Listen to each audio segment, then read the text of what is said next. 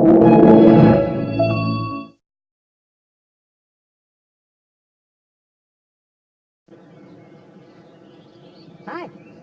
Hey. Did you read the book I gave you? You know, I did. Well, I'm almost finished with it. It's funny because I didn't know anything about Franz Fanon before that. Oh, well, you should. Everybody should. Well, there was something that he wrote that I was really moved by. Each generation must discover its mission, fulfill it, or betray it. Now, that was pretty good stuff. I believe it. Do you know what else he said? He wrote, "We revolt simply because, for many reasons, we can no longer breathe." Is that why you became a revolutionary? You couldn't breathe? Not this air. I couldn't stand to breathe the air of the hypocritical American politics. Well, I mean, you know, what government isn't a little bit hypocritical? My boyfriend, he was always rushing me to the emergency room, and everybody thought it was my heart.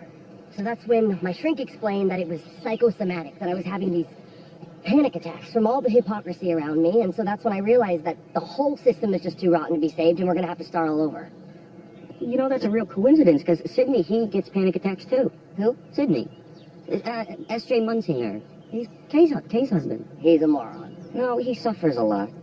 Yeah, but he suffers from the bullshit big questions, you know, like the meaning of life and mortality. I think he's a passive imbecile.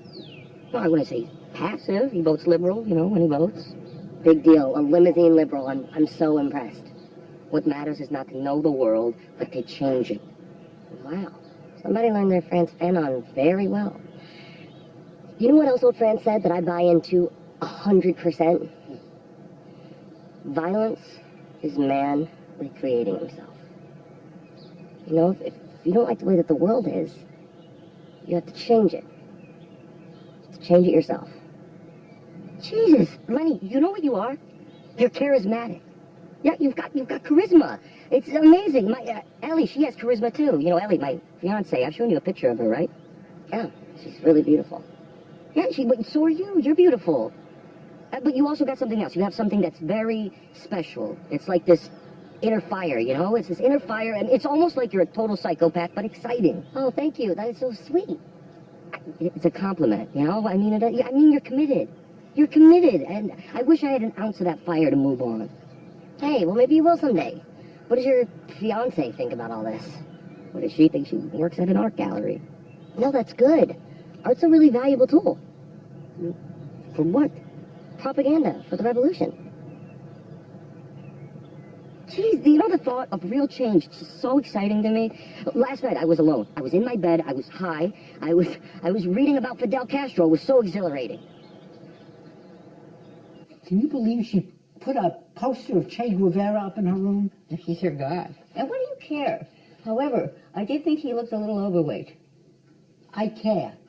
Okay? You know, she's for all the right things. She's for peace. She's for blacks. She's for Mexicans. She's for the rights of women. Yeah, but she should not put up stuff on our wall. You know, she's not entitled. There's this radical arrogance. It's not permanent. When she leaves, you'll put back your poster of Raquel Welch. Christ, she's been here 10 days. She eats my fig Newton. She eats my navel oranges. My sister sent her some stuffed cabbage. She ate that. It's just food. She's a young girl. She's got a healthy appetite, and she happens to like what you like. Yes. Meanwhile, all she does is criticize me, and you know, she gives me her opinion on everything. Well, because you represent consumer capitalism to her. To her, you're a stooge of the oligarchy that runs this country. So why me and not you? Because she also believes that men have kept women down. Oh, Jesus, and where the hell does she find such a big poster of Che Guevara? She got it from Allen. He went into town, he picked up a lot of books for her, and he picked up the poster. Jesus, you know, Kay, Allen's getting very cozy with her. She likes her company. They like each other's company.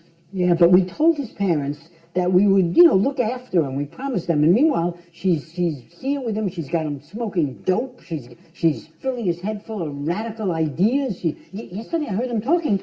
She was teaching him how to make a bomb out of fertilizer. I mean, Christ, and she gives him books. You know, there's some very interesting ideas in those books. They really are. They make me think that we've led a life of such isolation, such apolitical life, such a cushy life. Yeah, but meanwhile, I'm telling you, Alan's developing a crush on her. Oh, don't be silly. Alan's going to marry Ellie. Damn right he's going to marry Ellie. You know, God, his parents are crazy about her. She's perfect for him. She's a lovely girl. Hey, what happened to the shrimp and black bean sauce that I brought home from Winnie's last night? I ate it.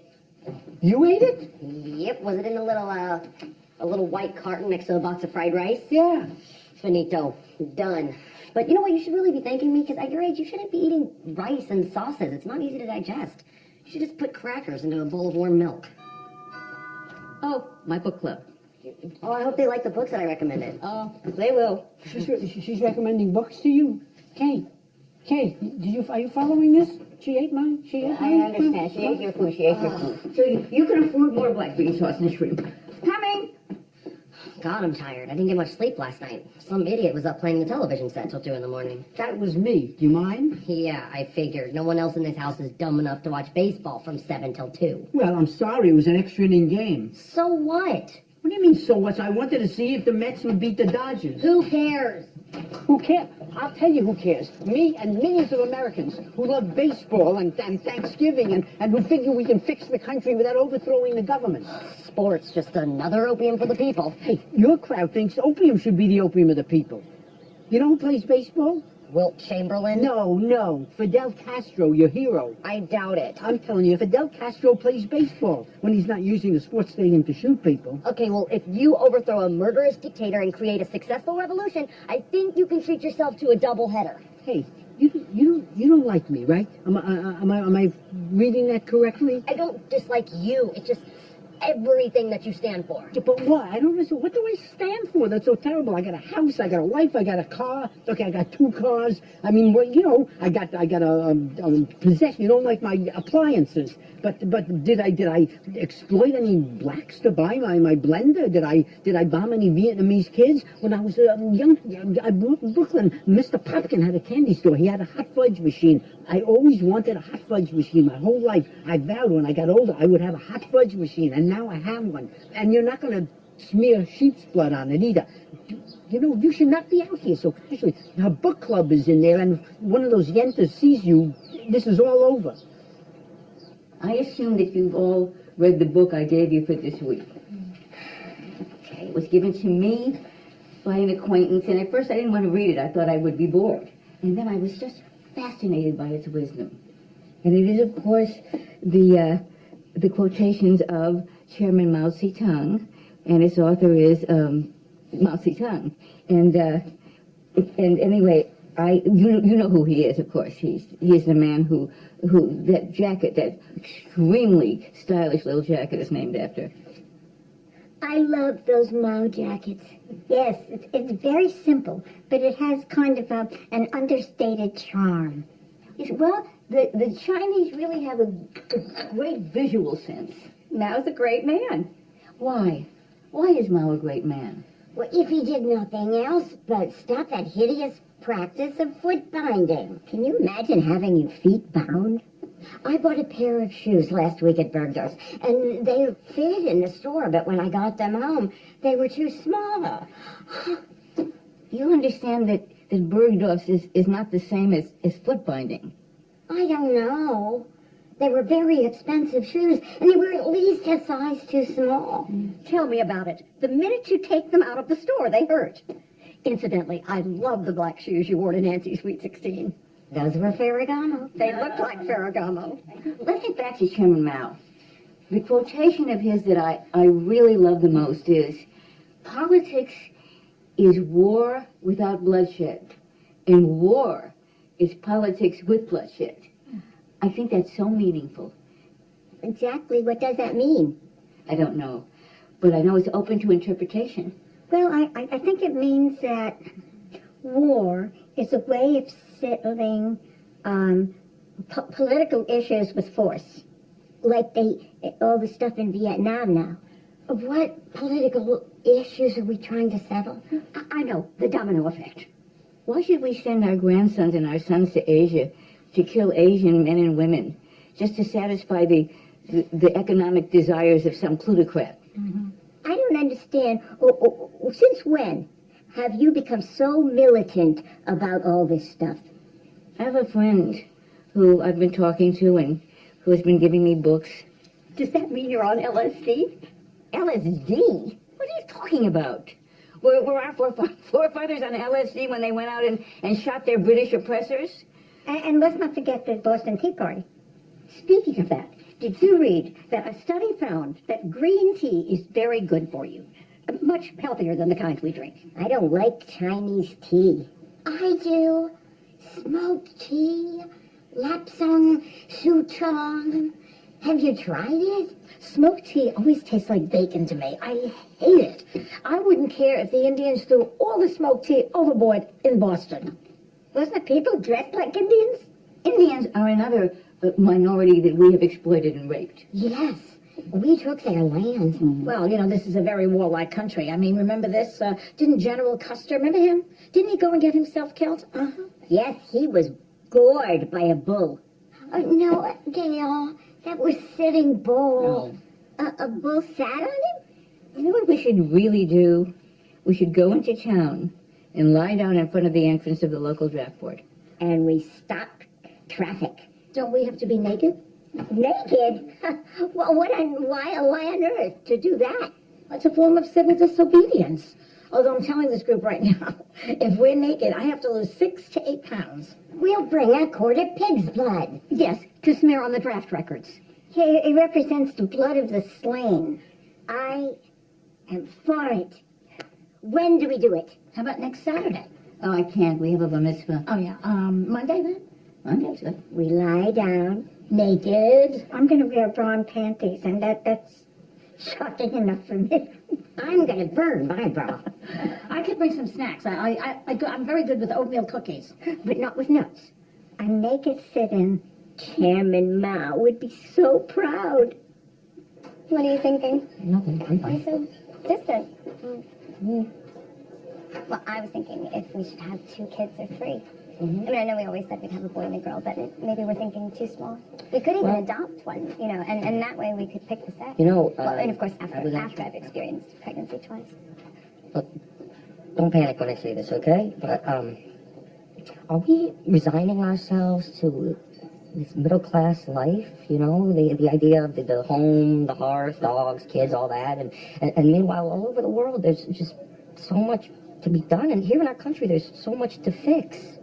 Well, I'm against the war, if that's what you're getting at. I mean, don't you think that America has somehow lost its way? Well, yes, in many areas, sure, but it's still the greatest country in the world. Yeah, the greatest country on earth. I know, I get that, but God, what does that even mean anymore? Well, where is it better? I'm not saying that. I'm just saying, don't you think as a rich, strong democracy, it's our job to lead? Since when are you so intense over all this? I don't know, I just got to wondering, would we really be happy living this easy, safe life in some sanitized neighborhood and... Well, it's important to have social conscience.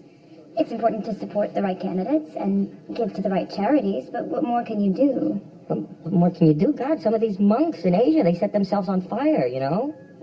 I don't think your parents would like that. Don't you think that some of these black leaders, they have a case for reparations? I'm a democratic liberal, which in my family is heresy, but that's as far as I go. I'm on the side of the oppressed, but I'm not willing to pour gasoline on myself and light me. Fine, take it easy. We're talking here. Relax. You're getting that wild look in your eye. All right, look, I'm not saying that there aren't wars worth fighting. Yes, there are. And God, Chairman Mao even said it. There are just wars and there are unjust wars. Just be careful not to die in an unjust war. Who said that? Mao. Alan, you're starting to sound a little crazy. Like those crazy people in the Weather Underground or the Panthers or that creepy-looking girl who shot her way out of jail. I mean, that's how they think, that they're crazy. You think she's creepy-looking? Look, honestly, I'm not really following it that closely, but my God, I've never seen this side of you. Well, I shouldn't really say that. You do tend to make some seditious remarks when you drink too much. I have to sneak the call. Munsinger doesn't want me using the phone because he thinks it's tapped. He's a total paranoid. I can't wait to get out of here so I never have to hear him complaining about me eating his fig Newtons and navel oranges ever again. No, I understand. I'm going to get it to you. I got the location. Hey! You're back late. Thought you'd be staying at your girlfriend's. Yeah, kid. It's true love never runs smoothly.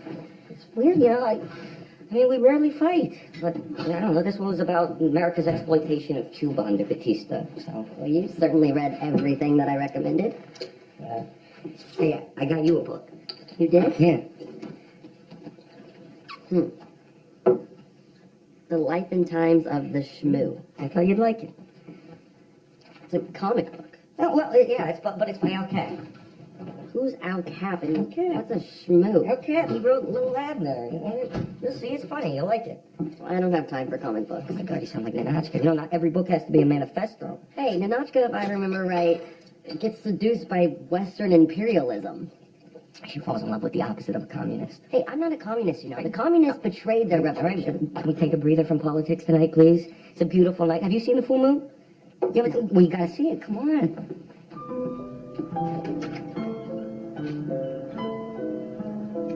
Right, you're right. It's really pretty. Very, very pretty moon. It is.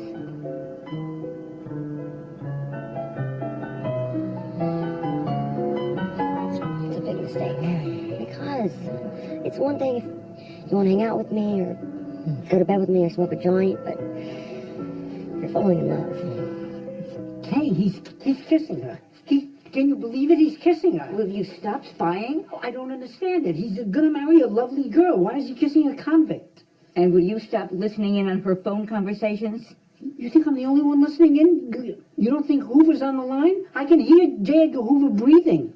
Chairman Mao says no goal is worth achieving without some effort. For God's sake, stop with the fortune cookies, okay? What do I care what Chairman Mao says? Okay, I think he's just a very interesting political philosopher. That's not your business. You're a suburban grandmother. For God's sakes, you shouldn't be thinking radical politics. You should be thinking hip replacement. It was so cute yesterday when they talked about bombing the Pentagon. You think it's charming that he never spoke like that until she got her hands on him. Now, you can't legislate feeling. In China, they do. Hey, could you two keep it down? I'm going to go to bed. Stop kissing our house guests. I knew you were spying on me. I can spy on anyone I want. This is my house. What, does Alan need your permission to fall in love?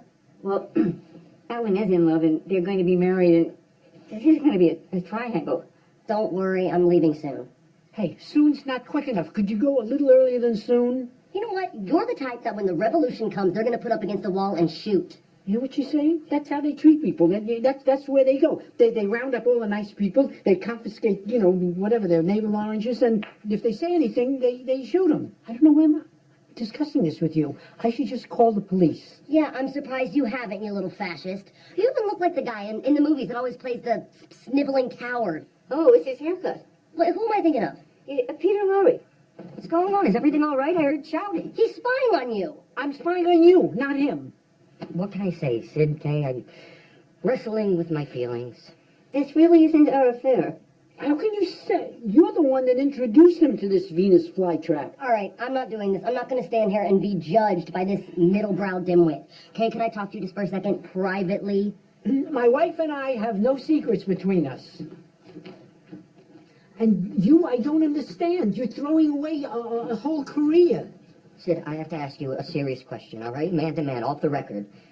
Do you think I could make a living in Cuba? Where? In Cuba. I hope I didn't hear what I heard. Oh, I'm serious. Do you think I could make a living in Cuba? As what? A leader of a mariachi band? What about Algeria? They have no extradition treaty. They need educated Americans. Right, in the Casbah. You'll open the Pepe Lamoco brokerage firm. Why do you think this is so crazy? I just don't understand this. You were in love with this girl so quickly it falls apart. I'm having second thoughts. You the whole life you were groomed for a lucrative job. Oh, but could I enjoy the privileged life knowing that my brethren are suffering? Your brethren, what is this, the Old Testament? A small plane. At night, we could cross the border.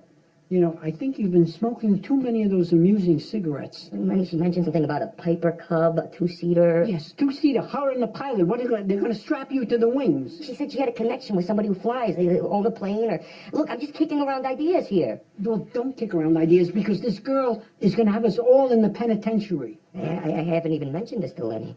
Don't mention it. Don't think about it anymore. If I were you, I would just get some sleep. And if, if you still feel that way in the morning, we can discuss the lobotomy. Sid, there's something about her, it just turns me on. Yes, I know. Freud speaks of it. It's called the death wish. What does she want? What does she want? Tell me what she wanted. Nothing, honestly, really. She wanted something that I'm not allowed to hear. Honey, really, she didn't want a thing. It was just a little tiny little thing. So exhausted. Just wait a minute. I'm not going to sleep till you tell me what it is. Does she love him? She wanted a tiny little favor. I'm just falling asleep on my feet, really. It's gonna happen, yeah. She's gonna do it. I know, it's really risky, but I can't stay here forever, you know. Okay. No, she's a good egg. She's willing. I can't speak. I think the idiot just speak.